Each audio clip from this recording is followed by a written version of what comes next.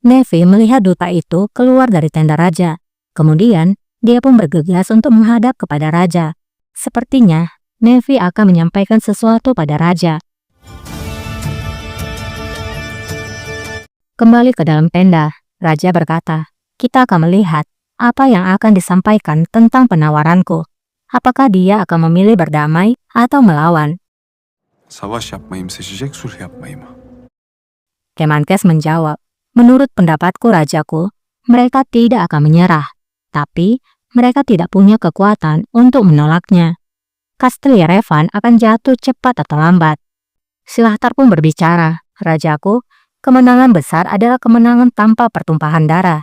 Ketika Emir Gune mengetahuinya, maka dia akan mencoba berdamai." Tidak lama seorang aga masuk dan menyampaikan bahwa Nevi ingin bertemu.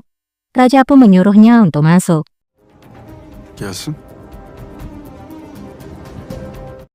Nevi berkata, "Rajaku, maafkan aku karena telah mengganggumu." Raja lalu bertanya, "Ada apa, Nevi?" Nevi menjawab, "Maafkan atas keingintahuanku. Apakah Emir Gune akan menyerah?" Emir Güne teslim mi oldu? Nereden çıktı bu?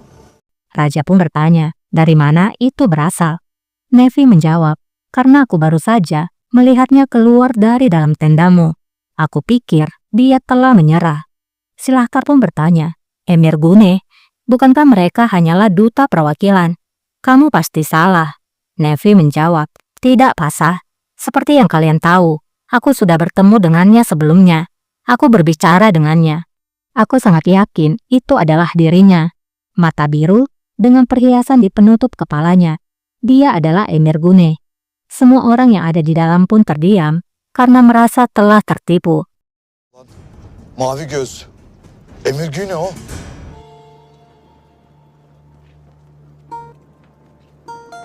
Demek Raja pun berbicara, "Jadi Emir Gune datang ke hadapanku dan menyamar sebagai duta perwakilan.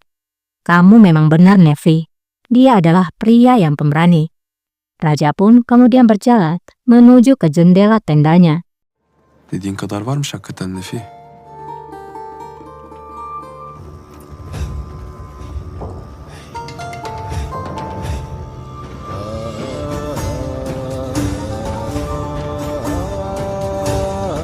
Sanaber terlihat memijat Kosem dengan ramuan yang sebelumnya dia buat.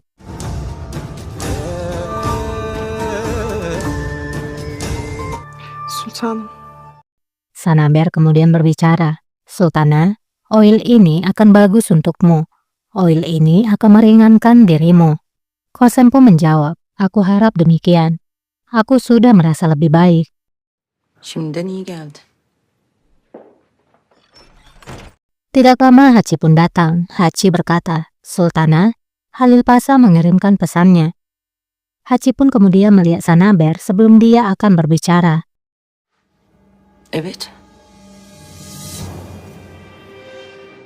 Namun Kosem tidak menyuruh Sanaber untuk keluar dan membiarkannya berada di sana. Dengan demikian, Haci pun memberitahukan pesan itu. Paşa'ya malumat getiren Gülbahar Sultan. Penjual karpet yang membawa informasi datang lagi kepada Pasha. Gulbahar Sultan akan melakukan pertemuan malam ini. Kosem pun menjawab, "Bagus. Katakan pada Aga, kita akan ikut bersama mereka." Haci menjawab, "Baik, Sultana." Berita itu tentu saja membuat Sanaber menjadi gelisah. Emredersiniz.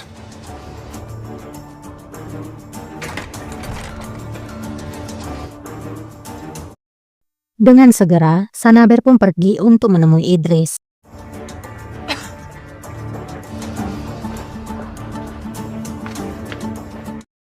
Idris lalu bertanya, "Ada apa, Sanaber Hatun? Mengapa kamu di sini?"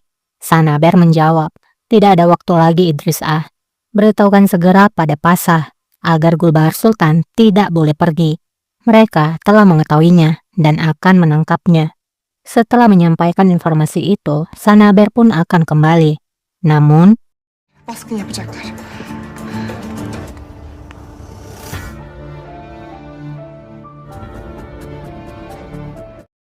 ya, di sana rupanya ada Faryah. Dan tiba-tiba, inilah yang terjadi.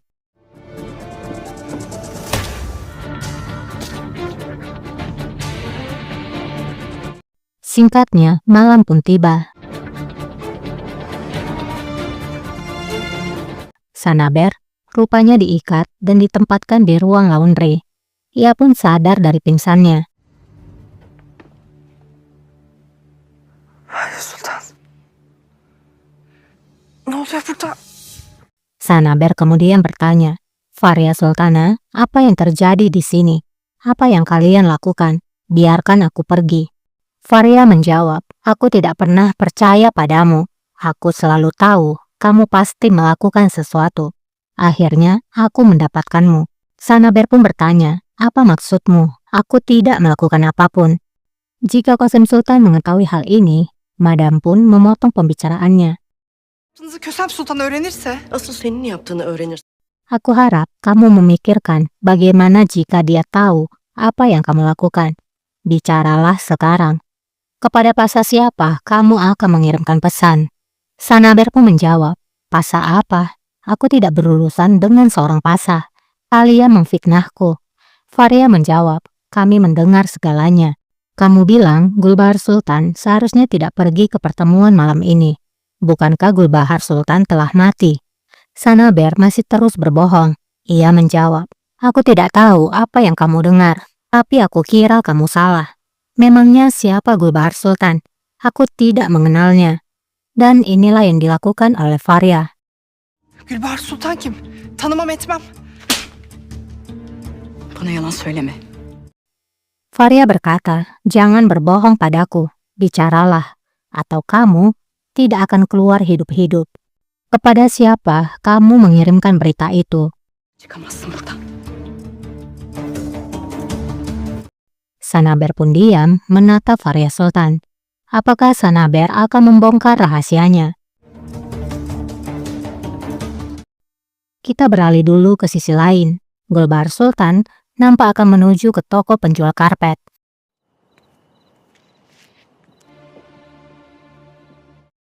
Di dalam, ternyata duta dari Persia sudah menunggu. Duta itu kemudian berkata, selamat datang Sultana. Sesuai kesepakatan kita, aku telah membawa 100.000 koin emas. Emas ini adalah hadiah dari Shah Safi untukmu dan juga pada pangeran kita. Gulbahar menjawab, bagus. Konuştuğumuz üzere 100.000 altın getir. Âlâ.